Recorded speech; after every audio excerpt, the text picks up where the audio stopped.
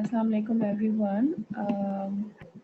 Our today's topic will be again neoplasia जो हम पिछली दफ़ा पढ़ रहे थे. ये relatively important obviously topic है और थोड़ा difficult है. I know it's a bit difficult topic.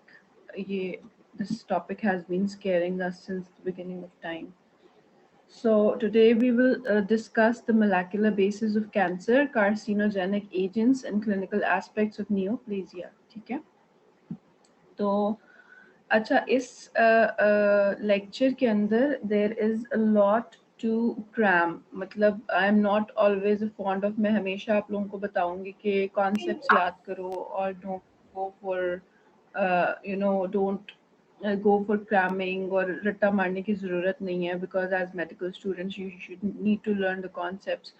But sadly इस यूनिट के अंदर you need to activate your scamming skills and you need to memorize what is actually going on.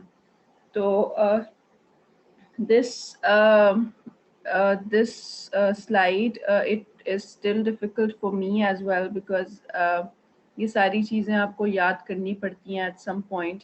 It is obviously difficult, I can understand, but sadly you have to do it.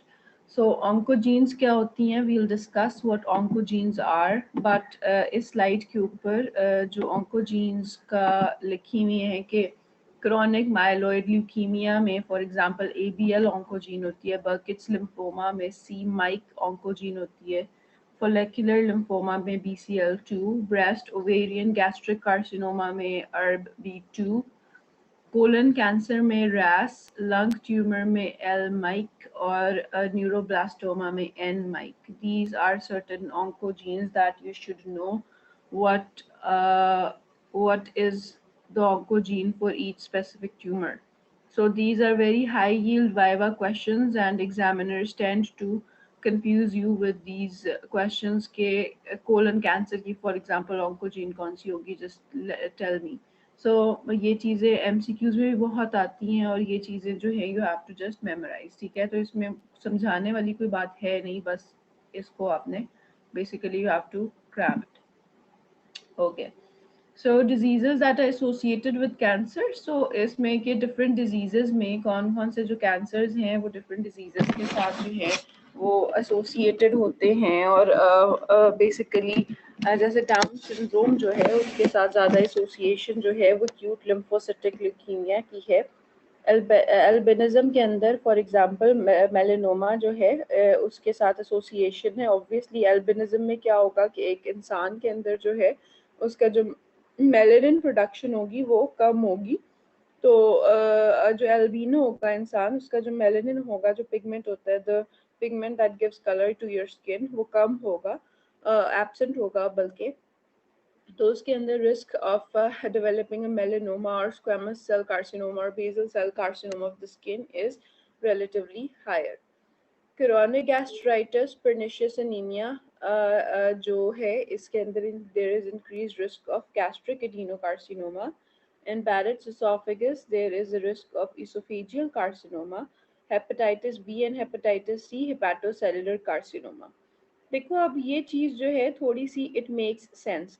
The previous slide was totally cramming thing that you have to just cram, but this slide makes sense because for example if you see that if there is a patient with albinism because he does not have any melanin in his or her skin, so the thing is that he is more susceptible to developing a skin cancer, most commonly a melanoma. ठीक है. और अब जैसे chronic gastritis है, that is the inflammation of the stomach.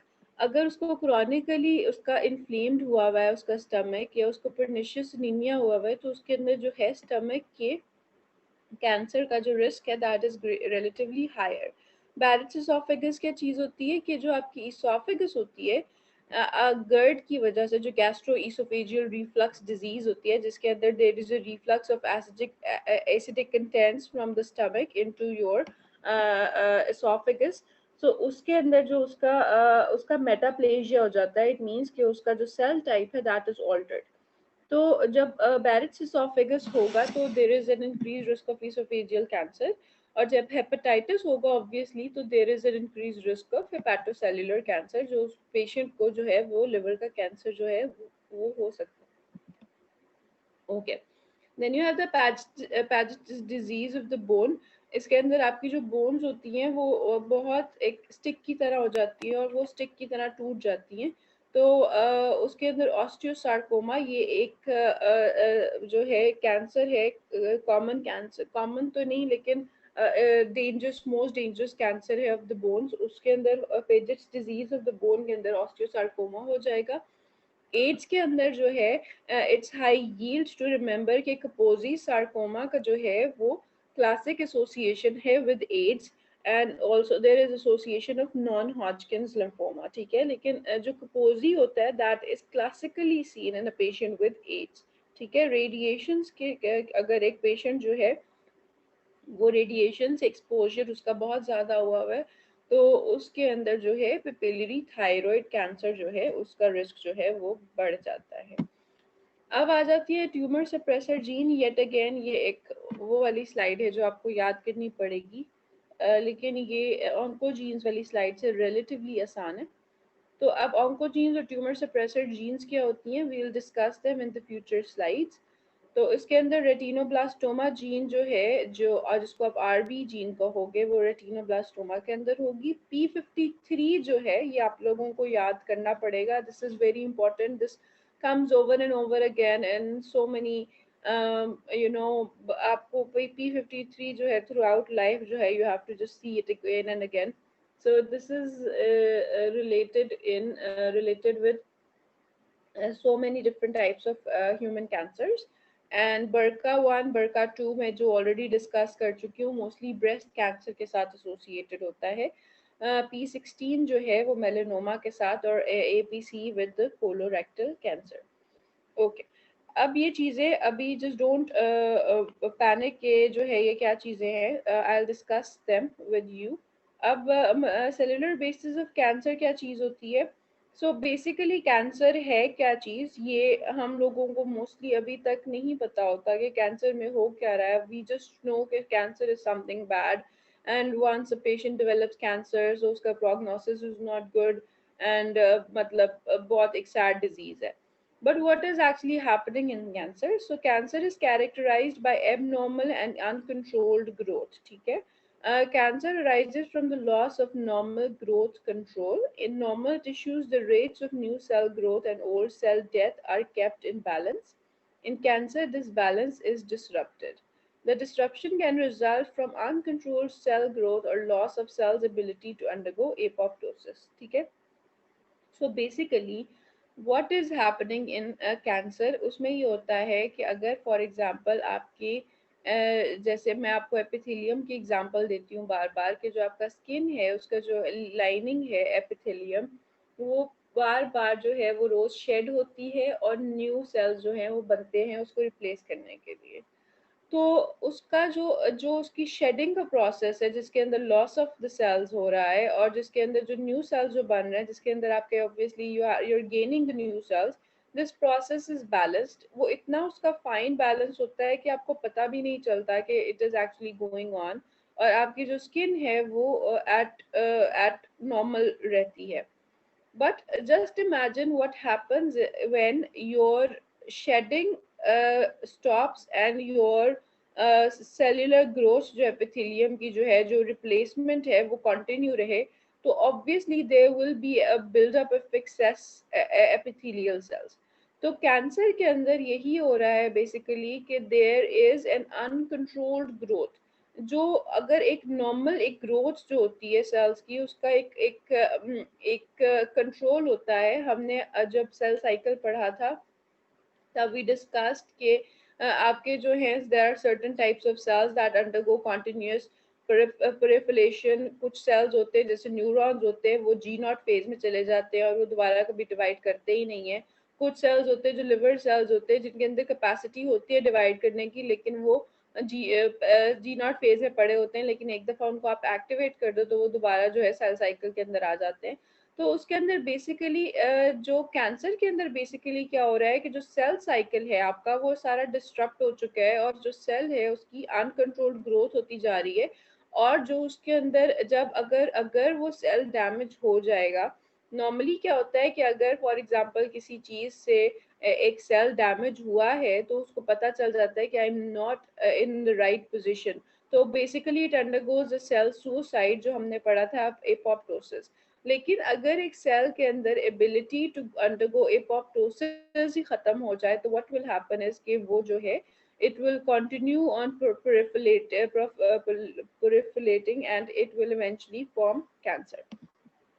So cancer cells do not grow faster than normal cells, rather their growth is just uncontrolled. So उसका ये मतलब नहीं है कि वो एक नॉर्मल सेल से ज़्यादा जल्दी जो है वो ग्रो करते हैं। फॉर एग्जांपल अगर मेरे जो एपिथेलियल सेल का जो सेल साइकिल की ड्यूरेशन है अगर दैट इज 24 आवर्स, तो कैंसर सेल्स की ड्यूरेशन अभी 24 आवर्स ही होगी। बट अगर फॉर एग्जांपल मेरे एपिथेलियल सेल्स 24 आवर्स में जो है वो एक दफ़ा रेप्लिकेट करके फिर रुक जाना है अगले फॉर एग्जांपल 48 आवर्स के लिए, तो वो नहीं होगा। कैंसर के अंदर क्या होगा कि वो जो है वो कॉन्टिन्यूसली जो है वो रेप्लिकेट होता जाएगा, और उसके अंदर जो सेल का जो बेसिकली क्या कहते हैं एक सेल साइकिल का कंट्रोल होता है वो लॉस हो जाता है। Okay, what causes cancer? So basically cancer जो है देखो, अब अगर आपको कोई कहे कि डाउन सिंड्रोम क्या है, तो it is strictly a genetic disease जो कि क्रोमोसोमल एबनॉर्मेलिटीज की वजह से होती है। उसके बाद अगर for example if someone asks you Covid क्या है, तो यू नो कि कोविड जो है it's an infectious disease that is caused by a virus. So cancer जो है basically it's a multifactorial disease. उसमें अभी तक जो है we can not actually pinpoint के इस पर्टिकुलर बंदे को कैंसर हुआ है तो क्यों हुआ है। It's very difficult. देखो मतलब जिस बंदे को भी खुदा ना खास्ता कैंसर होता है, मतलब उसके अंदर आप कुछ नहीं कह सकते, वो एक अपेरेंटली हेल्दी बंदा होता है जिसने एक हेल्दी लाइफस्टाइल अपनाया होता है। Obviously there are certain risk factors, लेकिन इट्स नॉट नेसेसरी के जो है आपका बेसिकली इट्स नॉट नेसेसरी के जो एक पर्टिकुलर पेशेंट के अंदर अगर फॉर एग्जांपल बरका वन म्यूटेशन है तो उसके अंदर ब्रेस्ट कैंसर डेवलप होना ही होना है। It's not necessary. ठीक है, लेकिन ऑब्वियसली रिस्क फैक्टर्स कौन कौन से हो सकते हैं? बेसिकली इसमें केमिकल्स हो सकते हैं, कार्सिनोजेनिक केमिकल्स हो सकते हैं, रेडिएशंस हो सकती है। मैंने रेडिएशंस का जिक्र किया था कि रेडिएशंस का जो एक्सपोजर होता है दैट कैन कॉज कैंसर। तो इसीलिए लिहाजा जो whenever मतलब हॉस्पिटल सेटिंग्स में whenever they operate an x-ray machine या whenever they do some radiations, they always ask कि वहाँ पे जो भी हेल्थ केयर प्रोफेशनल्स हैं उनमें से कोई प्रेग्नेंट तो नहीं है। So if anyone is pregnant उसको वो वहाँ उस वाले रूम से वो बहुत दूर भेज देते हैं जस्ट टू मेक श्योर कि उस जो अनबॉर्न फीटस है उसके अंदर जो है वो इस तरह की कोई रेडिएशन जो है उसको अफेक्ट ना करे। वायरसेस भी कुछ लिंक्ड हैं विद कॉजिंग कैंसर, और कुछ जो है वो इनहेरिटेंस पैटर्न भी होता है, for example in about 5% of the cases. So cancer is basically caused by alterations और mutations in the genetic code. ठीक है, सो बेसिकली क्या हो रहा है, मैंने जैसे आप लोगों को एक्सप्लेन किया था कि रेडिएशंस की वजह से, मैंने आपको हिरोशिमा और नागासाकी की एग्जांपल दी थी। अगर आपका रेडिएशंस के साथ एक्सपोजर है तो व्हाट विल हैपन इज के यू विल डेवलप म्यूटेशंस, और म्यूटेशंस में क्या होगा कि आपका जो डीएनए होगा उसके अंदर जो है there will be a change in your DNA, and once you have developed the mutations you will develop cancer eventually. ठीक है, so, what is the molecular basis of cancer? Cancer is a genetic disease. Mutations in genes results in altered protein during each cell division or external agents or random event. Most cancer result from mutations in somatic cells. Some cancers are caused by mutations in germline cells. ठीक है? So mutations का क्या मतलब होता है? अब अगर हम थोड़ा सा जाएं एक मोलेकुलर लेवल के ऊपर और जाके देखें तो हमारा डीएनए है, ठीक है। डीएनए जो होता है एक डबल स्ट्रैंडेड हीलिकल स्ट्रक्चर होता है। उसके अंदर 4 बेसेस होती है, adenine, guanine, thymine and cytosine.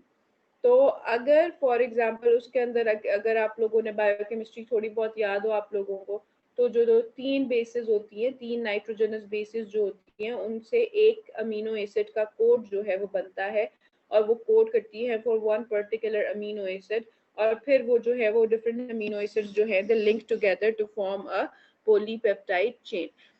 तो अगर अगर एक अमीनो एसिड, अगर एक नाइट्रोजनस बेस भी ऑल्टर हो जाती है, फॉर एग्जांपल अगर आपका कोड जो है वो AUG है, और अगर AUG के बजाय अगर AUT आ जाएगा, तो वो अमीनो एसिड जो है वो ऑल्टर हो जाएगा, और उस एक पर्टिकुलर अमीनो एसिड की ऑल्ट्रेशन की वजह से जो है आपको बहुत मतलब you might face serious consequences. तो basically what is happening is के उसके अंदर जो है म्यूटेशंस अगर होंगी तो इट कैन कॉज कैंसर। अब सोमैटिक सेल्स क्या होते हैं? All the cells of the body except for the gametes. Gametes क्या होते हैं? आपके रिप्रोडक्टिव सेल्स होते हैं। That is the sperms in the mails and the eggs in the females, जिनका जो हेप्लॉइड क्रोमोसोम नंबर होता है दैट इज 23 क्रोमोसोम्स। बाकी सारे cells of the body they have 46 chromosomes. So all the cells of the body except for the gametes are the somatic cells. So mostly cancers arise from mutations in the somatic cells, and some cancers are caused by mutations in the germline cells. The important thing is कि अगर germline cells के अंदर mutation होगी तो ना ही वो सिर्फ उस इंसान को जिसके अंदर वो म्यूटेशन होगी, सिर्फ उसको वो अफेक्ट नहीं करेंगी, बट उसकी ऑफस्प्रिंग्स को भी अफेक्ट करेंगी, ठीक है। कैंसर में ये नहीं होता, फॉर एग्जाम्पल अगर एक मदर को कैंसर है for example, and if she is delivering a child, तो उस बच्चे के अंदर कैंसर जो है वो उसी तरह से नहीं आता। फॉर एग्जाम्पल एड्स जो होता है, ये हेपेटाइटिस होता है, वो ट्रैवल कर जाता है, उसका प्लेसेंटल ट्रांसफर हो सकता है, तो वो बच्चा जो है बॉर्न ही उन डिजीजेस के साथ होता है। लेकिन इसके अंदर जो है ये नहीं होता। लेकिन अगर एक जर्म लाइन सेल्स के अंदर म्यूटेशन हो रही है, तो व्हाट विल हैपन इज कि उस बच्चे के अंदर there will be an increased risk of developing that particular type of cancer. Okay, approximately 90 to 95% of all the cancers are sporadic and 5 to 10% are inherited. ठीक है। अब sporadic का क्या मतलब होता है? This is a term that I never knew back in my medical school के ये क्या होती है, बस रट्टा मार लेते थे, अच्छा sporadic होती है। But now I learned कि basically sporadic में ये चीज़ होती है कि अगर if I'm just sitting here और खुदा ना खास्ता मेरे अंदर कोई म्यूटेशन हो जाती है, मतलब यहाँ पे मेरे साथ 10 लोग बैठे हुए हैं और हमें कोई फॉर एग्जांपल रेडिएशन एक्सपोजर हुआ है और मेरे अंदर कोई म्यूटेशन हो गई है, और जो है आई डेवलप अ कैंसर, मतलब अल्लाह ना करे, तो व्हाट हैपेंस इज कि वो चीज़ स्पोरेडिक होगी कि रैंडमली किसी भी 10 लोगों में से या 100 लोगों में से किसी एक बंदे में बैठे बैठे खड़े खड़े एक चीज़ डेवलप हो जाती है, तो उसको आप स्पोरेडिक कहोगे। ठीक है, उसके अंदर कोई एज सच कोई रिस्क फैक्टर्स नहीं है, कोई कुछ नहीं है, बस वो रैंडमली उसको टैग किया गया है कि okay this person this will develop cancer, तो वो उस तरह से दैट इज स्पोरेडिक। ठीक है, इनहेरिटेड क्या चीज होगी? ऑब्वियसली जो कि you that you inherit from your parents. तो 5 to 10% जो है वो इनहेरिटेड होते हैं, उसके अंदर certain there are certain genes that are at play. लेकिन जो है 90 to 95% that is a huge percentage, they are sporadic. ठीक है। Okay, genes playing role in cancer development, अभी हमने शुरू में डिस्कस किया था ऑन्कोजीन्स के बारे में, एक डिफिकल्ट सी स्लाइड थी वो आप लोगों ने देखी थी। फिर आपने ट्यूमर सप्रेसर जीन्स के बारे में एक स्लाइड देखी थी, और there are also certain genes refer to as the DNA repair genes that are at play. Okay, so basically जो ट्यूमर सप्रेसर जीन्स और ऑन्कोजीन्स जो हैं वो these are the two different ends of a spectrum। ठीक है। अब जो oncogene होती है, ऑन्कोजीन अगर एक बंदे के अंदर प्रेजेंट है, तो ही और she will have an increase risk of developing cancer. ठीक है। तो जो आपने सारी ऊपर वो BCL2 और ये सारा कुछ जो पढ़ा था, अगर वो जीन्स जो हैं वो एक बंदे के जेनेटिक मटेरियल के अंदर प्रेजेंट हैं, तो ही और she has an increase risk of developing cancer. ठीक है। दूसरी चीज होती है ट्यूमर सप्रेसर जीन। देखो जैसे नाम उसका सजेस्ट कर रहा है कि वो ट्यूमर को सप्रेस करके रखता है, तो उससे आपको पता चल रहा है कि ट्यूमर सप्रेसर का मतलब क्या हो सकता है। Tumour suppressor gene basically is के एक एक पर्टिकुलर जीन अगर वो प्रेजेंट हो, तो ट्यूमर को डेवलप होने से वो रोकती है। It is against the development of a tumor. ठीक है। तो जो ऑन्कोजीन होती है वो आपके पास इन एन इनएक्टिवेटेड फॉर्म पड़ी होती है, that is refer to as the proto oncogene. और एक दफा उसको कोई चीज मिल जाए जिसकी वजह से वो एक्टिवेट हो जाए इनटू एन ऑन्कोजीन, तो इट विल डेवलप कैंसर। ठीक है। देखो the proto oncogenes basically have a positive impact on cell growth and proliferation, and tumor suppressor genes have a negative impact on cell growth and proliferation. So basically ये वाली जो jeans हैं ये normally eight function होती हैं। देखो sales जो होते हैं उनको, सेल्स का काम है डिवाइड करना। So basically think of your cells as stupid, या बिल्कुल एक मतलब वो बिल्कुल एक स्टूपिड लोग हैं, उनको नहीं पता कि हमने क्या करना है, वो बस डिवाइड होते रहते हैं होते रहते हैं होते रहते हैं। बट उनको उनकी डिवीजन को कंट्रोल करने के लिए आपके पास दो डिफरेंट टाइप ऑफ कंट्रोलर्स हैं। एक कंट्रोलर जो है वो उसे कहता है कि तुम डिवाइड क्यों नहीं हो रहे, चलो डिवाइड हो, और दूसरा कंट्रोलर जो है वो चेक करता है कि नहीं तुम लोग बहुत ज्यादा डिवाइड हो रहे हो, तो just keep it low and just don't divide so much, ठीक है. So these are two different controllers that we have for controlling the cell growth, ठीक है. अब इसको जो है वो if you just go and think about it in terms of cancer, तो कैंसर के अंदर बेसिकली क्या होगा कि आपकी जो है वो एबनॉर्मल ग्रोथ और प्रोलिफरेशन हो रही है. सो बेसिकली उसमें क्या होगा कि आपकी जो है प्रोटो ऑन्कोजीन्स जो है वो एक्टिवेट होके ऑन्कोजीन्स बना देंगी, और वो जो है उसकी प्रोलिफरेशन जो है वो बहुत ज्यादा कराना शुरू हो जाएंगी. और दूसरी चीज क्या हो सकती है कि जो ट्यूमर सप्रेसर जीन्स है उसका आपका लॉस हो जाएगा, वो बेचारी काम ही नहीं कर रही. मतलब आइदर केस के अंदर जो है आपकी जो सेल ग्रोथ और प्रोलिफरेशन है वो अनकंट्रोल्ड हो जाएगी, ठीक है. वन थिंग इज कि there is an activation of proto oncogenes into oncogenes, और अब वो जो है वो अनकंट्रोल्ड जो है वो सेलुलर ग्रोथ होना शुरू हो गई है. And the second thing is कि जो ट्यूमर सप्रेसर जीन थी उसका जो है वो लॉस हो गया है, और अब वो कंट्रोल ही कर नहीं पा रही कि क्या करेंगे. और ये दोनों चीजें जो हैं ये इकट्ठे नहीं होती हैं. देर आर सर्टन कैंसर्स जिसके अंदर आपके ट्यूमर सप्रेसर जीन्स जो हैं उनका लॉस हो जाता है, और वो जो ट्यूमर सेल है वो डिवाइड करता रहता है. और देर आर सर्टन कैंसर्स जिसके अंदर eventually you have an activation of the proto-oncogenes to oncogenes. ठीक है, I hope this makes sense to you. This is relatively easy. Okay, so proto-oncogenes are genes that code for proteins responsible for proliferation. Proto-oncogenes are genes that normally help the cell grow. Okay, this is what we have already discussed. Proto-oncogenes are the normal genes that, when mutated in certain ways, become oncogenes, genes that cause a cell to become cancerous. There are several ways by which a proto-oncogene can be converted into an oncogene. Proto-oncogene also regulate the programmed cell death. ठीक है, उन्होंने apoptosis को भी regulate करना है. And what we studied initially के जो है आपका जो कैंसर होता है उसके अंदर there is an evasion of cellular death, that is the apoptosis. ठीक है. So oncogenes were originally identified in viruses causing cancer. These are called transformation viruses, often retrovirus, as they change the growth pattern of cells from a normal to tumor-like. The viral oncogenes were designated with the V, such as V-Sark gene.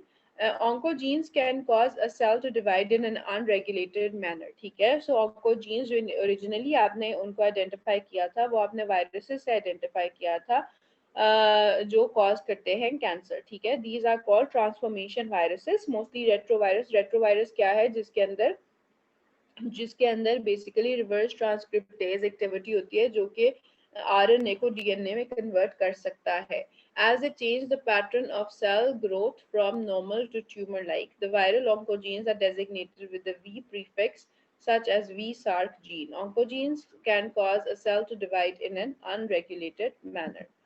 When a proto-oncogene mutates, changes, or there are too many copies of it, it becomes a bad gene. Cells grow out of control, which can lead to cancer. The bad gene is called the oncogene. Yet again, the same concept कि अगर proto-oncogene जो है वो activate हो रही है और वो जो है वो oncogene के अंदर convert हो रही है, तो it will lead to the formation of cancer. ठीक है, अब आते हैं हम tumor suppressor gene जो उसका एक opposite side है, जो उसकी एक opposite चीज है.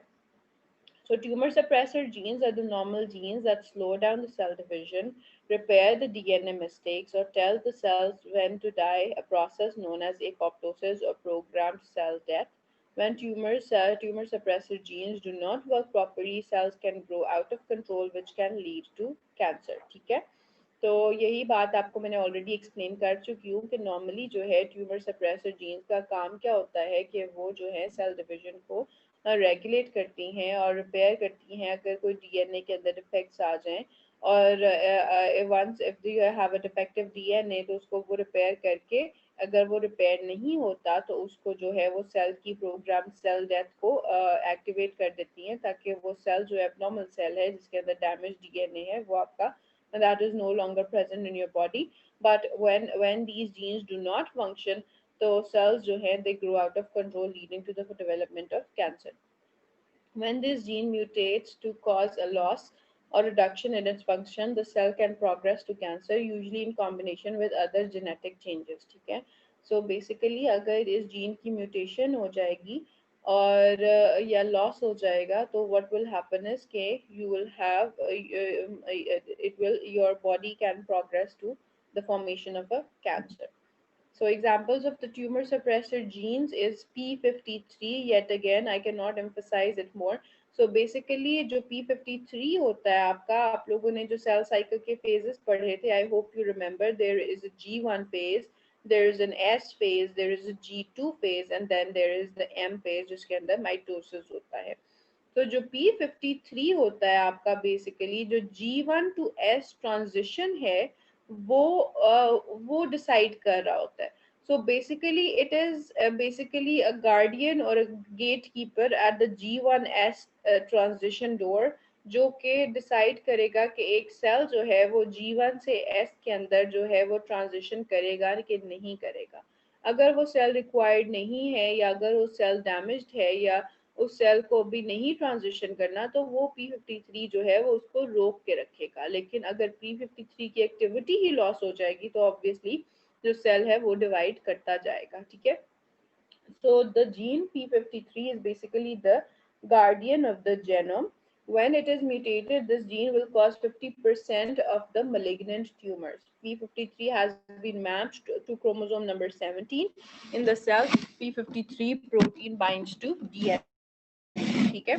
So basically about 50% of the malignant tumors are related to the mutations in P53. So hence it is very very very important. ठीक है.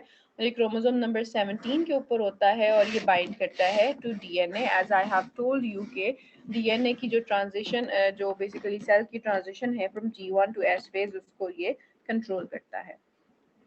P53 protein binds DNA, which in turn stimulates another gene to produce a protein called P21 that interacts with a cell division stimulating protein. So that is CDK2.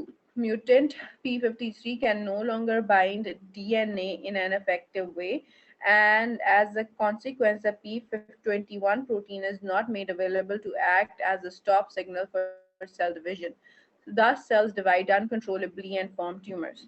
So basically, what will happen is that P53 is linked to another protein that is referred to as the P21, जो कि interact करता है with proteins that are referred to as the CDK2. ठीक है. तो अगर जो है P53 जो है वो डीएनए के साथ बाइंड नहीं करेगा तो वो P21 को भी एक्टिवेट नहीं करेगा. तो इवेंचुअली जो है there will be cellular growth and formation of a tumor. P53 prevents the replication of damaged DNA in the cells and promotes cell death by apoptosis in the cells with abnormal DNA. ठीक है.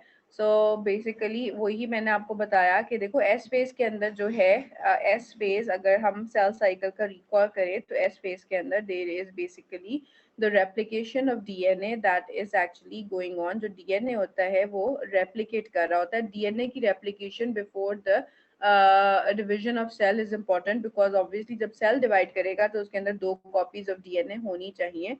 तो अगर जो है अगर P53 को पता है कि ये डीएनए डैमेज्ड है तो वो उसकी रेप्लिकेशन को रोकेगा. और अगर जो है वो डैमेज बियॉन्ड रिपेयर है तो उसको जो है वो इंड्यूस कर देगा कि वो उसका एपोप्टोसिस हो जाए. ठीक है. सो ये हम P53 के बारे में पढ़ लिया. अब रेटिनोब्लास्टोमा ये एक और इम्पॉर्टेंट जीन है जो कि ट्यूमर सप्रेसर जीन है. One function of retinoblastoma is to prevent excessive cell growth by inhibiting cell cycle progression until a cell is ready to divide. In humans, the protein is encoded by RB1 gene located on chromosome number 13. जो P53 थी that was located on chromosome number 17 and the retinoblastoma gene जो है that is located on chromosome number 13. ठीक है. तो इसके अंदर क्या होगा कि इसके अंदर बेसिकली जो है वो सेल साइकिल का प्रोग्रेशन जो है उसको उसी तरह से ये रोक रही होती है. that is suppressing the tumor and once you have the ये मतलब inactivate हो जाए तो it will eventually call retinoblastoma. If alleles of these genes are mutated early in life, the protein is inactivated and results in the development of retinoblastoma cancer. Retinoblastoma is a cancerous tumor of the retina. It occurs in two forms: familial retinoblastoma, multiple tumors in the retinas of both eyes occurring in the first week of infancy, and sporadic retinoblastoma, single tumor appears in one eye sometimes in early childhood. ठीक है, तो basically इसके अंदर दो forms होती हैं. अगर आपके पास एक फेमिलियल होती है कि अगर फॉर एग्जांपल अगर फैमिली के अंदर जो है वो रेटिनोब्लास्टोमा जीन की म्यूटेशन चलती आ रही है, तो व्हाट विल हैपन इज के जो है after first few weeks of birth आपको जो है मल्टीपल ट्यूमर्स डेवलप होंगे in the retinas of both eyes. लेकिन जो स्पोरेडिक होता है, जो मैंने आपको स्पोरेडिक का टर्म ऑलरेडी एक्सप्लेन किया कि व्हाट स्पोरेडिक म्यूटेशन इज, अगर वो स्पोरेडिक होता है तो एक सिंगल ट्यूमर जो है that will develop.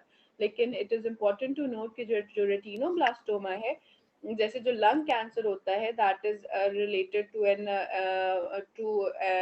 Elderly people. ठीक है, मोस्टली 50s के बाद जो है वो लंग कार्सिनोमा जो है वो डेवलप होता है. तो उसी तरह जो रेटिनोब्लास्टोमा है, this is classically linked to children, जो छोटी एज के अंदर जो डेवलप होते हैं, चाइल्डहुड कैंसर्स हैं. Retinoblastoma is an example of a childhood cancer. ठीक है, examples of oncogenes, yet again wahi difficult table that you have to memorize at some point. You have to force yourself through it. So HER2 new जो है classically breast, ovarian, gastric cancer, BCR, ABL, in CML that is chronic myeloid leukemia, and ALL acute lymphocytic leukemia. C. Mike in Burkitt's lymphoma, N. Mike in small cell lung cancer, neuroblastoma, BCL2 in follicular lymphomas, L. Mike again in lung tumors, RAS in colon, lung and pancreatic cancers, RET in medullary thyroid cancer. So इसके अंदर कुछ explain करने वाली बात है नहीं. This is all cramming. Tumor suppressor gene, yet again दो चीजें हम पढ़ चुके हैं. P53 that is in most human cancers, retinoblastoma जो RB that is in retinoblastoma, APC जो है colorectal cancer, BRCA1 BRCA2 हम पढ़ चुके हैं, breast and ovarian cancer, NF1 neurofibromatosis 1 and NF2 neurofibromatosis 2, P16 in melanoma, and WT1 and WT2 in Wilms tumor. Wilms tumor भी एक childhood tumor है, ठीक है, of the kidneys. Indirect acting carcinogens, chemicals that require metabolic conversion to become active carcinogens. The carcinogenic product of metabolism is called an ultimate carcinogen. For example, the polycyclic hydrocarbons or benzopyrenes. ठीक है, so basically जो है जो carcinogens कुछ ऐसे chemicals होते हैं जो कि cancer causing chemicals होते हैं. So if they require an activation, so this is referred to as an indirect acting carcinogen. तो उसके अंदर एग्जांपल आपके पास पॉलीसाइक्लिक हाइड्रोकार्बन्स की आ जाती है. ये मोस्टली आपका जो ब्लैडर कैंसर होता है उसके लिए जो है ये आपके कॉज करते हैं ब्लैडर कैंसर. तो अगर एक पेशेंट जो है वो एक्सपोज्ड है इन पर्टिकुलर हाइड्रोकार्बन्स में और उसके अंदर ब्लैडर कैंसर हो रहा है, तो that is what you might actually expect. Radiation carcinogenesis, radiation energy in the form of UV rays of sunlight or as ionizing electromagnetic and particulate radiation is carcinogenic. UV light is clearly implicated in the causation of skin cancers. Ionizing radiation exposure from medical or occupational exposure, nuclear plant accidents, atomic bomb detonations has a variety of cancers. ठीक है, अब basically इसके अंदर मैं आपको एक चीज बताना चाहूंगी, वो ये है कि जब आपका एक्सपोजर होता है टू यूवी रेडिएशंस, तो अगर आपके डीएनए के अंदर there are two thymine residues that are adjacent to one another, तो उनके दरमियान में डायमराइजेशन हो जाती है. मतलब वो जो दो थायमीन्स थे उनकी आपस में जो है वो बॉन्डिंग बन जाती है, जिसको आप डायमर फॉर्मेशन कहोगे. और जब वो एक एबनॉर्मल डायमर जो है वो क्रिएट होता है, तो उसकी वजह से जो है वो म्यूटेशंस होती हैं that eventually results in cancer. तो ये इसके बाद मैं अगले वाले इसी से रिलेटेड जो टॉपिक है, I move on to that. this was one part. The second part that is also linked. Okay, so here it goes. I hope I'll finish it up early. Okay. So tumor markers. I can not emphasize कि आज का lecture जो है वो कितना important है. Tumour markers जो है हम लोगों का एज मेडिकल स्टूडेंट हमेशा एक नाइटमेयर रहा है, बिकॉज ये चीज़ जो है heavily tested on exam. I really don't know आप लोगों को यहाँ पे जो है वो किस तरह से टेस्ट किया जाएगा, बट मतलब जनरली स्पीकिंग अगर मैं कहूँ कि जो अभी हमने ऑन्कोजीन्स और ट्यूमर सप्रेसर जीन्स के जो खौफनाक टेबल्स पढ़े हैं, उनसे ज़्यादा अगर एक टेबल या एक डायग्राम इम्पॉर्टेंट है तो this is of the tumor markers. ये चीज़ जो है वो आपको मतलब बहुत ज़्यादा जो है वो heavily tested on exams, and you should no कि ब्रेस्ट के साथ अगर ट्यूमर मार्कर कौन से एसोसिएटेड है, स्टमक कैंसर के साथ कौन से एसोसिएटेड है. इनकी ओवरलैपिंग है काफ़ी ज़्यादा, बट इससे इससे बेहतर जो है ये वाला जो एक आपका डायग्राम है, ये टेबल है, this is more better table to memorize the tumor markers. ठीक है, तो ट्यूमर मार्कर्स बेसिकली क्या होते हैं? Tumor markers should not be used as a primary tool for cancer diagnosis or screening. They may be used to monitor the tumor recurrence or response to therapy. Definitive diagnosis is made by biopsy. So basically, अगर for example, if I say कि breast cancer का जो tumour marker है that is CA-125. ठीक है, तो उसके अंदर अब इम्पॉर्टेंट थिंग ये है कि मैं अगर एक पेशेंट का CA-125 लेवल लेती हूँ और वो एलिवेटेड आता है, तो I won't label that patient as a breast cancer patient. ठीक है, तो the thing that you should know is कि ट्यूमर मार्कर्स को आपने एज अ डायग्नोसिस की टूल नहीं यूज करनी. डायग्नोसिस क्या क्या मतलब है कि आप डायग्नोज करो कि इस पर्टिकुलर पेशेंट को विच टाइप ऑफ कैंसर ही और शी इज हैविंग. वो डायग्नोसिस के लिए आप यूज नहीं कर सकते, बिकॉज यू कैन सी कि जो CA-125 है वो पैनक्रियाटिक कैंसर में भी है, वो ओवेरियन कैंसर में भी है. तो obviously you can not actually diagnose के इस पेशेंट को जो है वो ब्रेस्ट कैंसर ही है, फॉर एग्जाम्पल. सेकेंड थिंग क्या है कि आप इसको स्क्रीनिंग के लिए भी यूज नहीं कर सकते. फॉर एग्जाम्पल अगर आपके पास 100 लोग है, 100 पेशेंट्स, और आपने उसमें स्क्रीनिंग करनी है कि किस पेशेंट को कैंसर है कि नहीं है, तो उसके अंदर से आप जो CA-125 लेवल से आप लेबल नहीं कर सकते कि इस बंदे को ब्रेस्ट कैंसर हो गया. ठीक है, तो लेकिन ट्यूमर मार्कर जो हैं वो इम्पोर्टेंट कब होते हैं? when basically you know कि this person is suffering from a particular type of cancer. For example, उसको कोई एक obviously breast cancer भी के भी आगे there are so many different types of breast cancers. ठीक है, तो अगर उस patient को जो है एक particular type of breast cancer है, ठीक है, और उसके जो है CA-120 आपने उसको डायग्नोज कर लिया. आपने कैसे डायग्नोज किया? आपने बायोप्सी से डायग्नोज किया है, आपने इमेजिंग स्टडी से डायग्नोज किया है, आपने यू नो कि this person has for example ductal carcinoma in situ. ठीक है, that is a type of carcinoma of the breast.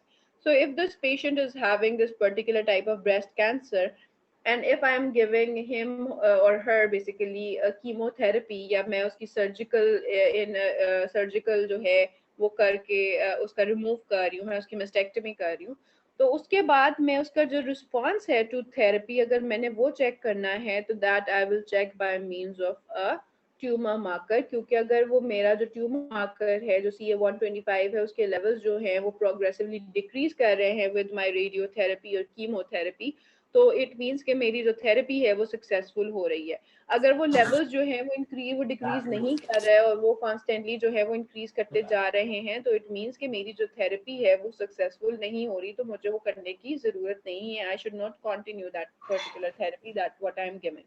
ठीक है, तो this is one thing.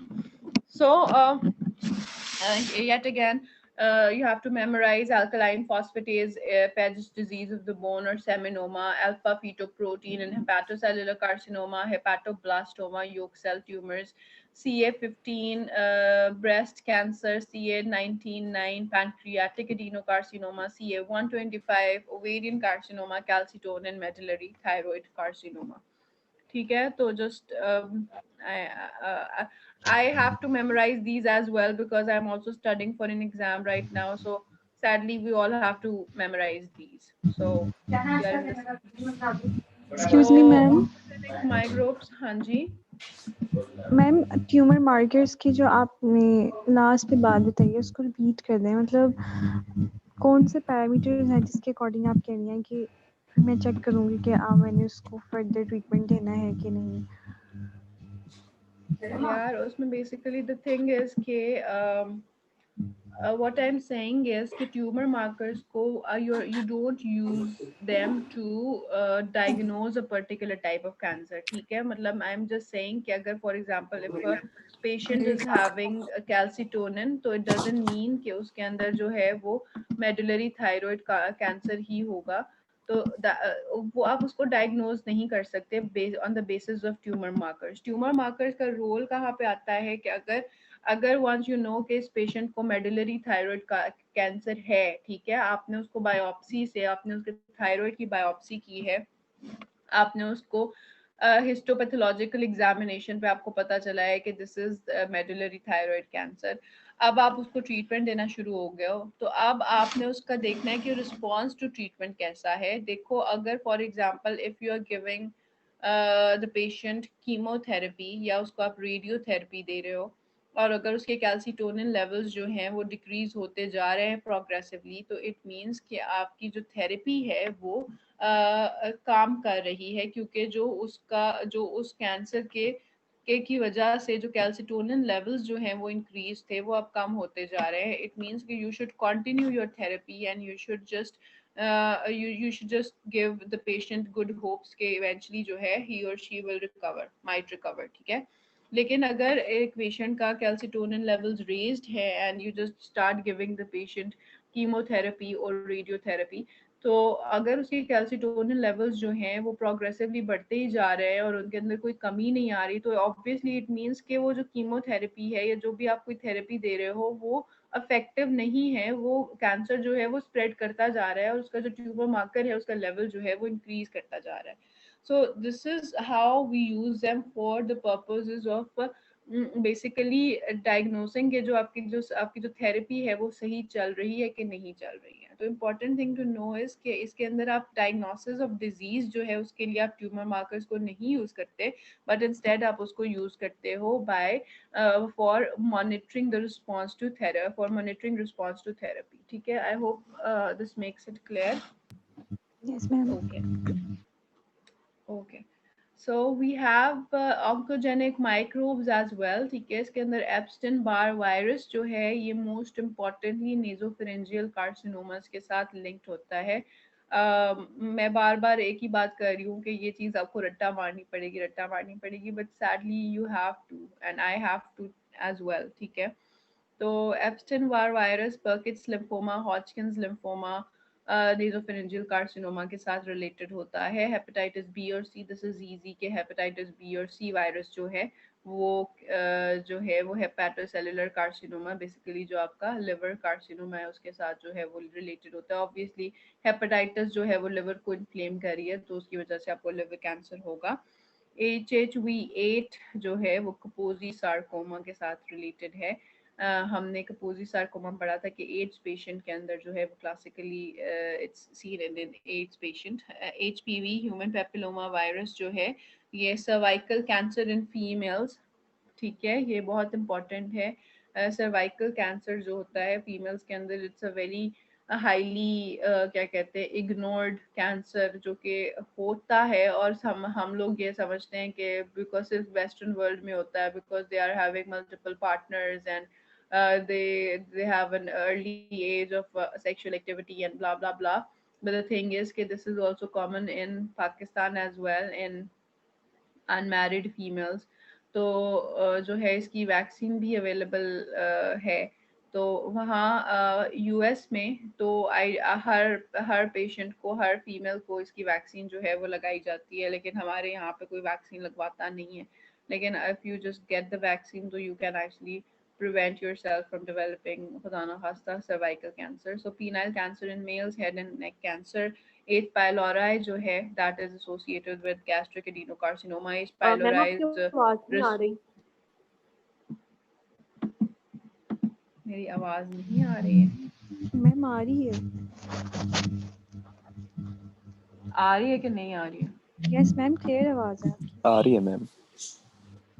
Okay. So जो H pylori होता है that is the notorious thing that causes ulcers, ठीक है? तो obviously अगर आप ulcers एक चीज़ आपको cause कर रही है तो you can expect कि gastric adenocarcinoma भी वो cause कर सकती है. So जो HTLV1 virus है that is responsible for adult T cell leukemia, schistosoma, hematobium, bladder cancer. Carcinogens जो हैं वो क्या कहना चाह रहा है ये?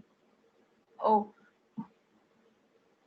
अच्छा हाँ, बेसिकली कार्सिनोजन नहीं है, बेसिकली ये पता नहीं क्या लिखा हुआ है, लेकिन उसमें ये लिखा हुआ है कि जो लिवर का कैंसर, लिवर में कौन कौन से कैंसर हो सकते हैं?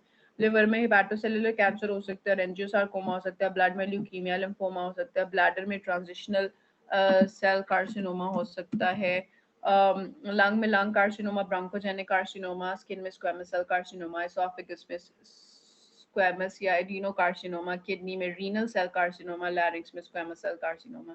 सो बेसिकली के different organs of the body में कौन कौन से कैंसर जो हैं वो डेवलप हो सकते हैं. ये स्लाइड जो है वो ये शो कर रही है.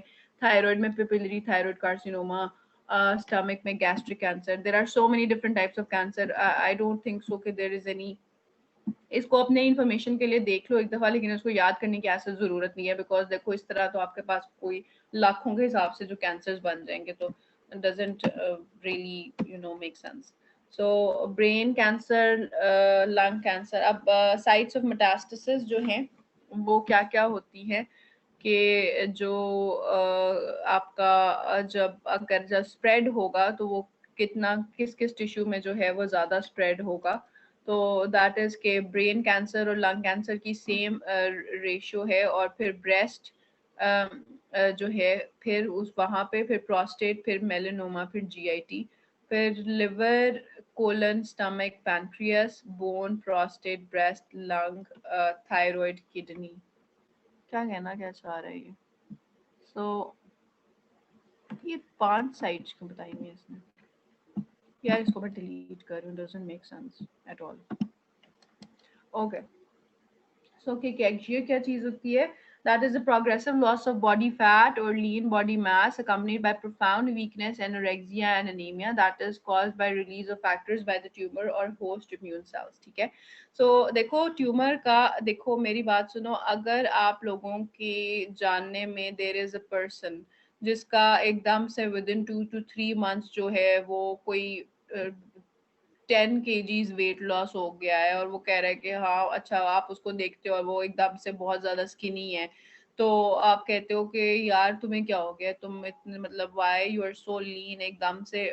तो वो बंदा अगर कहे कि नहीं मैं तो खाता भी ठीक हूँ, आई am not on any diet and I am just eating well, मैं उसी तरह से खा रहा हूँ, so the first thing as clinicians that you should think about is, oh my god, he might have some cancer. Because जो hallmark है, जो एक classical feature है कैंसर का, वो ये है कि there is sudden loss of weight without any reason. ठीक है? उसके अंदर पेशेंट जो है उसका रीजन कोई नहीं होता, वो खा भी ठीक रहा होता है, उसे भूख भी ऑलमोस्ट ठीक लग रही होती है, लेकिन उसका जो वेट लॉस है वो बहुत ज्यादा एकदम से जो सडनली जो है उसका वेट लॉस होता है. So that points towards कि oh my god, this patient must get himself or herself checked for certain malignancies. ठीक है? तो that is referred to as cachexia, कि अगर बहुत ज़्यादा एक बंदे का weight loss हो गया है, उसका loss of body fat हो गया है, उसके अंदर बहुत वो वीक हो रहा है, उसको anemia हो गया है, तो that is cachexia. This is a particular feature of cancer.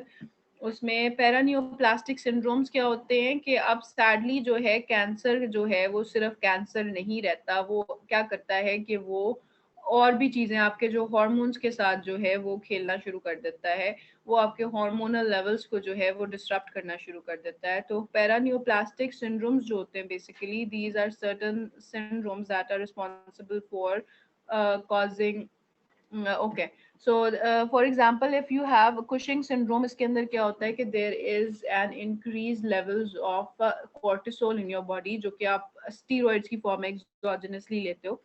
तो अगर एक पेशेंट के अंदर if a patient has a small cell carcinoma or a renal cell carcinoma, small cell carcinoma जो है वो लंग का कैंसर होता है, या उसकी जो है renal cell carcinoma, that is उसके जो किडनी है उसका कैंसर है, तो उसके अंदर कुशिंग सिंड्रोम हो सकता है, मीनिंग कि ये जो दो कैंसर्स हैं ये उसके जो कॉर्टिसोल की प्रोडक्शन है उसको इंक्रीज करेंगे, और उसके जो कॉर्टिसोल लेवल्स हैं उसको इंक्रीज करेंगे, तो उस पेशेंट के अंदर जो है कुशिंग सिंड्रोम जो है वो डेवलप हो जाएगा. जो हॉजकिंस लिम्फोमा और नॉन हॉजकिंस लिम्फोमा है वो आपका हाइपर कैल्सीमिया कराएंगे, मतलब आपके जो कैल्शियम लेवल्स हैं उनको वो इंक्रीज कर देंगे. पोलीसाइथीमिया क्या होता है कि there is an increase in the red blood cell mass, ठीक है, आपका जो हीमोग्लोबिन लेवल होता है वो ज्यादा हो जाता है, रेड ब्लड सेल्स जो होते हैं वो ज्यादा हो जाते हैं. तो रीनल सेल कैंसर और हेमांजियोब्लास्टोमा, हेपाटोसेलुलर कैंसर एंड फियोक्रोमोसाइटोमास जो हैं वो पोलीसाइथीमिया करा सकते हैं. So this is a patient with Cushing syndrome कि इसके अंदर जो बेसिकली एक सेंट्रल ओबेसिटी होती है, और एक particular Cushing, obviously it's a very extensive disease, I can not go on to explaining what उसके अंदर क्या क्या होता है, बट बेसिकली उसके अंदर कॉर्टिसोल की जो प्रोडक्शन है वो ज़्यादा हो जाती है. ये क्लासिकल फीचर होता है कि जो उसकी गर्दन होती है उसके अंदर ऊपर ये जो है ये डिस्कलरेशन जो है वो होना शुरू हो जाती है. सो laboratory diagnosis of cancer, histological and cytological methods, several sampling approaches are available. ठीक है, कैसे आपने डायग्नोज कैसे करना है कैंसर को, ठीक है, सबसे मोस्ट इम्पॉर्टेंट ये होती है कि आप उसको जो है हिस्टोलॉजिकली स्टडी करो. हिस्टोलॉजिकली का क्या मतलब है कि आप उसकी बायोप्सी लो, आप उसको जो है उसका सैंपल प्रिपेयर करो, उसके बाद फिर आप उसको लैब के अंदर जो है उसका जो है वो सैंपल, जो आप लोगों ने हिस्टोलॉजी जो पढ़ी होगी वो उसके अंदर हिस्टोलॉजी का मकसद ही ये होता है कि वो कैंसर्स वगैरह जो आगा खान वगैरह में या शौकत खाना में चल रही होती है वो यही होता है कि उसको वो जो है पैथोलॉजिकली जो है वो चेक करते हैं, हिस्टोपैथोलॉजी उसकी करते हैं. तो उसके अंदर एक्सीजन बायोप्सी हो सकती है, नीडल एस्पिरेशन हो सकती है, साइटोलॉजिकल स्मेयर्स हो सकती हैं. ठीक है, एक्सीजन बायोप्सी क्या मतलब है कि आपने एक ट्यूमर का पर्टिकुलर एक पोर्शन लिया उस ट्यूमर से और उसको जो है आपने उसको एनालाइज किया. नीडल एस्पिरेशन क्या होती है कि आप एक नीडल इंसर्ट करते हो टू दैट ट्यूमर, और उसके अंदर से आप सेल्स जो हैं वो ले लेते हो और फिर उनको आप एनालाइज करते हो. ठीक है, सो ये देखो, ये अगर फॉर एग्जांपल ये आपकी स्किन लीजन है और ये सेफ्टी मार्जिन जो है वो आपने इसके अंदर से, फॉर एग्जांपल अगर यहाँ पे मैं इसको एक साइज करके इसकी बायोप्सी ले लूँ और उसको मैं स्टडी करूँ, तो that will be excision biopsy. या फिर अगर मेरे कोई थायराइड के अंदर कोई मसला है तो मैं उसके अंदर जो है वो नीडल इंसर्ट करके उसके अंदर से जो सेल्स हैं वो निकाल लूँ, that is needle aspiration. Immunohistochemistry, the availability of specific antibodies has greatly facilitated the identification of cell products or surface markers. Examples of the utility of immunohistochemistry in the diagnosis of management of malignant neoplasm follow: categorization of undifferentiated malignant tumors, determination of site of origin of metastatic tumors, detection of molecules that have prognostic or therapeutic significance. So basically, what it is trying to say is that apart from your biopsies and your needle aspirations, the second method that you can use for diagnosing a cancer or staging a cancer is immunohistochemistry.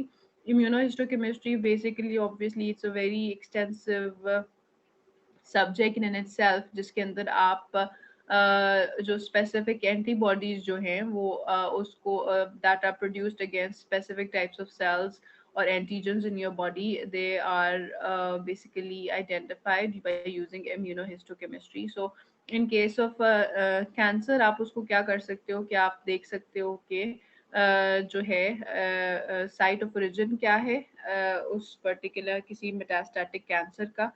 या आप अगर for example अगर आप जैसे अगर आप एक tumour है जो आपके लंग से ओरिजिनेट कर रहा है और वो आपके फॉर एग्जांपल ब्रेस्ट में चला गया है, तो अगर आप ब्रेस्ट टिश्यू को जो है वो आप एनालाइज करते हो तो आपको ऑब्वियसली उसके अंदर जो है वो सर्टन कैरेक्टरिस्टिक्स मिलेंगे ऑफ लंग टिश्यू, बिकॉज वो ओरिजिनेट जो है वो लंग से कर रहा है, तो आप उसको डिटर्मिन कर सकते हो कि okay this is actually coming from the lung.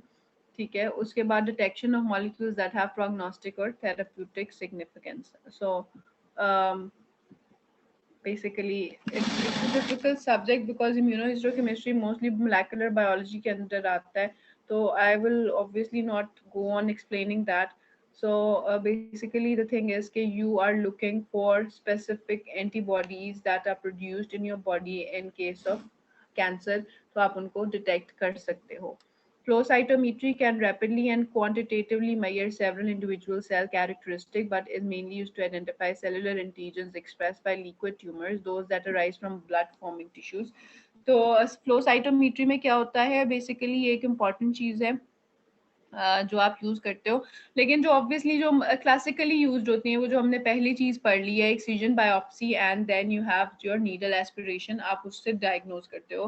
Flow cytometry में क्या होता है कि जो आपके जो ब्लड कैंसर्स होते हैं, जो ल्यूकीमियाज या लिम्फोमाज होते हैं, उनके अंदर जो ये बी और टी सेल्स जो होते हैं, ये स्पेसिफिक मार्कर्स जो हैं उनको जो है एक्सप्रेस करते हैं. ठीक है, तो अब जो फॉर एग्जांपल जो अगर एक हॉजकिंस लिम्फोमा है, या अगर कोई जो मतलब ये वाले जो ये लिम्फोमास और ल्यूकीमियाज होते हैं काफी ज्यादा, there are so many different types and they are really complicated, but what I want to tell is कि जो for example there is a certain type of leukemia, उसके अंदर जो बी सेल्स होंगे या उसके अंदर जो टी सेल्स होंगे वो एक स्पेसिफिक मार्कर जो है, ट्यूमर मार्कर या मार्कर जो है वो अपने उस पर्टिकुलर सेल के ऊपर जो है वो शो करेंगे. वो उसको जो है आइडेंटिफाई करने के लिए जो आप प्रोसेस यूज करते हो उसको आप फ्लो साइटोमेट्री कहते हो. ठीक है, so this is flow cytometry, एक कॉम्प्लिकेटेड प्रोसेस है. Circulating tumor cells, instrumentation that permits detection, quantification, and characterization of rare solid tumor cells circulating in the blood is being explored as a diagnostic modality. So you can मतलब इसके अंदर basically you are trying to diagnose the cells that are the tumor cells that are circulating in the blood, उनको आप diagnose करने की कोशिश कर रहे हो, लेकिन this is still obviously under process. Molecular and cytogenic diagnosis, several molecular or cytogenic techniques, some established, other emerging, have been used for diagnosing. For example, PCR जो है वो एक टेक्निक होती है जिसके अंदर आप amplify करते हो अपना genetic material, so that is also being explored. So this is about it. कोई questions हैं तो मुझसे पूछ लें, otherwise I'll move on to your attendance.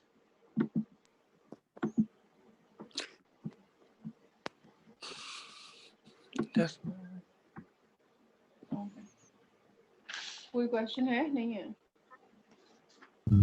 Ma'am, हमारे और कितने लेक्चर रह गए हैं? यार बहुत लेक्चर्स हैं आप लोगों के, खत्म ही नहीं हो रहे.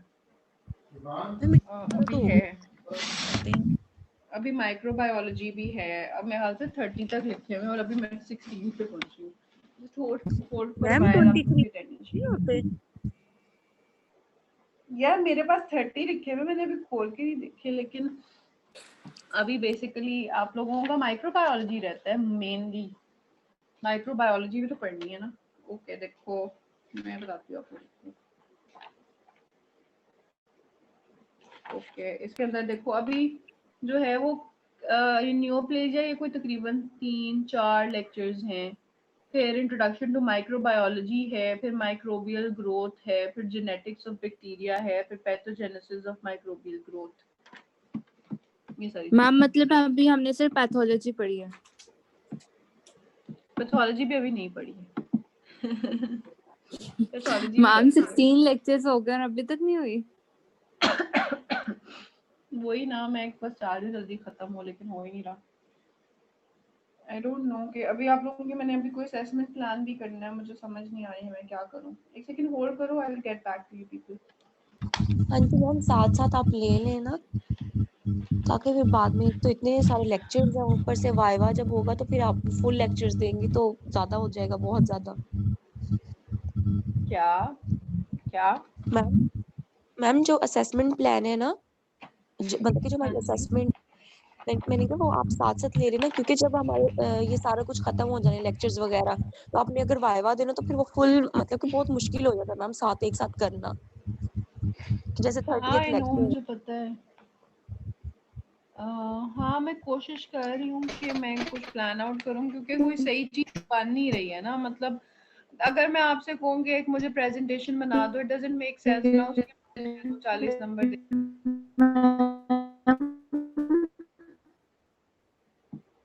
आवाज आ रही है मेरी? यस मैम, आपने क्या कहा था? मैं कह रही हूँ कि देखो आए, मुझे अभी समझ नहीं आ रही है कि मैं आप लोगों को क्या दूं जो असेसमेंट के तौर पे।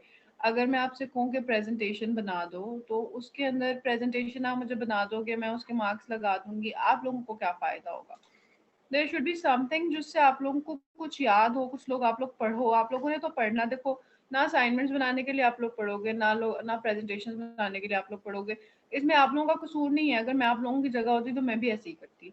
डजेंट मैं आप लोगों को ब्लेम नहीं कर रही हूँ। So there should be certain thing जो आप लोगों को एटलीस्ट पढ़ने पे तो मजबूर करे ना। जो जब तक एग्जाम, जब तक टेस्ट नहीं आता कोई, तो बच्चा नहीं पढ़ता। ये चीज तो हम सबको पता है। तो मैम मुझे लेकिन अगर यही हम समझ नहीं आ रही प्रेजेंटेशन कि मैं क्या करूं। प्रेजेंटेशन वगैरह भी तैयार करते हैं और उसको हम प्रेजेंट करते हैं, तो उसमें तो जाहिर सी बात है याद करते ही हैं। मतलब एक हमारे व्यू से तो प्रेजेंट जाती है ना करते ये हो चीज। वो तो ठीक है, लेकिन for example if I am giving you a presentation, मैं आपको एक टॉपिक की प्रेजेंटेशन दे रही हूँ और आपके 30 लेक्चर्स है, तो आपका एक लेक्चर मैक्सिमम प्रिपेयर होगा, ठीक है। लेकिन अगर फॉर एग्जांपल मैं आपको 10 लेक्चर्स में से एक कहूँ कि आपका, मैं फॉर एग्जांपल वाइवा लूंगी या जो भी, तो वो आपके 10 लेक्चर्स प्रिपेयर होंगी। तो एक लेक्चर प्रिपेयर करने से आप प्रेजेंटेशन जो है वो, मुझे नहीं लगता कि वो चीज़ आपको उस तरह से याद हो जाएगी। Yes ma'am. मैम अगर और 5-5 करके शॉर्ट ओरल वाइवा हो जाए तो वो ज्यादा सही रहेगा हमारे लिए। मैं भी यही सोच रही हूँ कि और देखो तो अगर मैंने जो दूसरे वाले हैं, जो दूसरे सेक्शंस हैं, मैं उनके छोटे शॉर्ट मिनी वाइवास ले रही हूँ। मतलब छोटे छोटे वाइवास लेती हूँ, 2-3 मिनट्स का वाइवा, 3-4 क्वेश्चंस पूछे बस। तो उसमें एटलीस्ट जो है वो पढ़ लेते हैं उस बहाने से एटलीस्ट। तो शायद मैं उसका इस तरह से कर लूँ, लेकिन इतना ज़्यादा बच्चों का वाइवा लेना भी, इट्स अ हैसल। तो लेकिन फिर कुछ ना कुछ तो करना पड़ेगा, क्योंकि जो है अगर मैं कोई क्विज बनाती हूँ तो क्विज जो है वो वैसे ही सर ने जो है वो कहा है कि क्विजेस जो है वो they are not a good tool for diagnosing के आप लोग जो है वो सही तरह पढ़ते हो या नहीं पढ़ते, चीटिंग बहुत होती है, blah blah blah, and obviously he is right as well. तो लेट्स सी, ठीक है। Ma'am by the end of, yes मैं मैम। मंडे तक इंशाल्लाह आई लेट यू नो, ठीक है। मैम हमारे मैम मॉलिक्यूलर मैम आप अटेंडेंस कब तक लेंगी? क्या? अटेंडेंस कब तक लेंगी? मेरा नेट बहुत ज़्यादा इशू कर रहा है। लेने लगी क्या? Okay. Ahmed Nadeem, yes ma'am. आप आज कैसे आ गए हो? पिछली 3 एब्सेंट हैं आपकी। एमन Habib, Aiman Habib, Aiman Nasir, present ma'am. Amania Tahir, present ma'am. Aksar Javed, present ma'am. Asia present. Qayyum, Ayesha, Ayesha, Atiya Qayyum present ma'am. Okay, Ayesha, Ayesha, okay, Ayesha Hasan, Ayesha Hasan, excuse me ma'am. Ayesha Mughal. हाँ जी। मैम मेरी अटेंडेंस पहले लगा दें, मेरा नेम एंड पे आता है। तो 5 मिनट नहीं वेट कर सकते? मेरा नेट बहुत ज़्यादा इशू कर रहा है। अच्छा ठीक है। आयशा मुगल, आयशा मुगल। मैम मैंने हॉटस्पॉट लिया हुआ है अपने बाबा से, तो उन्होंने अच्छा ठीक है, इट्स फाइन, मैं लगा दूंगी, कह तो दिया है मैंने। Bisma Shahid, present ma'am. Dua Khan, present ma'am. Farah Noor, present ma'am. Fariha Fatima, Present, ma'am. Fatima 1205, Present, ma'am. Fatima Nasir, Present, ma'am. Ghalia Khan, Present, ma'am. Wania Khan, Present, ma'am. Gulshan Saleem, Present, ma'am. Hafiz Mohammad Salman, Hira Ahmed, Present, ma'am. Umaira Saeed, Present, ma'am. इफ्राइक Ali, Ifra Ali, Areej Amir, Areej Amir, Iza Elahi, Present, ma'am. Kashaf Maqsood, Kashaf Maqsood, Kiran Rani, Present, ma'am. Mahnoor Asif, Present. Mahnoor Liaquat, Mahnoor Liaquat, Malaika Tahir, Present, ma'am. Malik Mohammad Hassan, Malik Mohammad Hassan, Manahil Kamran, Manahil Kamran, Maria Shaukat, Present, ma'am. Maryam Imtiaz, Present, ma'am. Manahil Shahzad, Present, ma'am. Mohammad Abdullah, Present, ma'am. Mohammad Abu Bakar, Yes, ma'am. Mohammad Amir,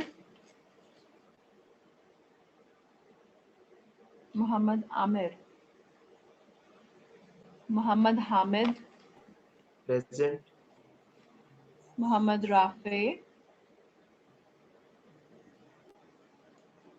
Mohammad Rafay, Muqaddas Zaheer, Muqaddas Zaheer, Nadir Hussain, Present, ma'am. Neha, Present, ma'am. Nida Aslam,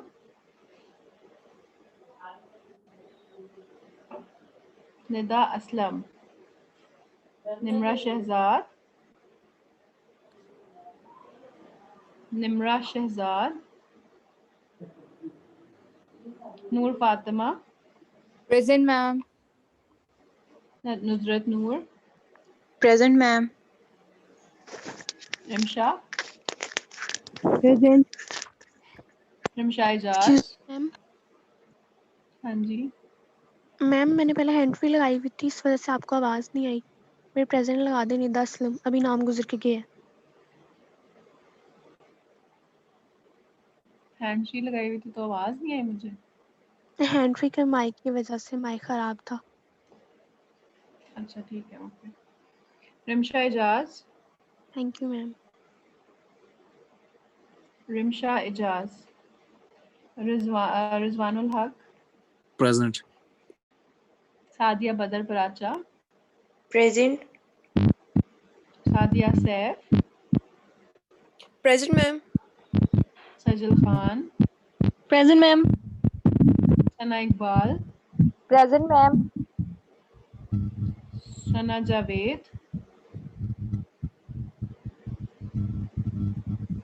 सना Javed, Sanam Rafiq, Present, ma'am. सारा रियाज, present ma'am. समा प्याज, present. सहर नदीम, सहर Nadeem, Sharjeel Arshad, Present, ma'am. शिजा Farooq, Present, ma'am. Shifa Umar, present ma'am.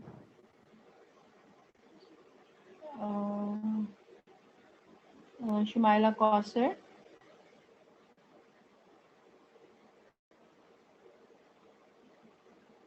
Shumaila Kausar. Sidra Abbas. Present, ma'am. Taimur Mujahid. Present, ma'am. Umair Ahmed. Present, ma'am. Taimur Mujahid present.